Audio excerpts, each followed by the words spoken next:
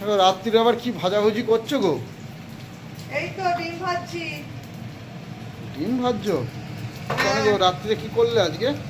আজকে ডিম ভাজা হচ্ছে, ডিম ভাজা। রাত্রে গরম গরম ডিম ভাজা। আজকে রাত্রে রুটির সাথে সবাই খাবে গরম গরম ডিম ভাজা। তোমরাই তো বললে আজকে ডিম ভাজা ছাড়া রুটি খেতে পারবে না। এই রাত্রিবেলা এখন ডিম ভাজছি। আর ডিম ভাজার সাথে কি আর শুধু ডিম ভাজা রুটি খাবে? দাঁড়াও, এদিকে ভাজা হচ্ছে ডিম, আর ডিম ভাজার সাথে গরম গরম রুটি। আর এই যে আলু চচ্চড়ি করেছি, ডবকা আলু চচ্চড়ি করেছি।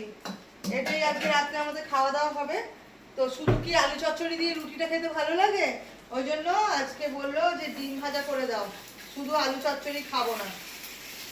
আহ, গরম গরম ডিম ভাজার গন্ধটাই আলাদা। আর কেমন ফুলেছে দেখো।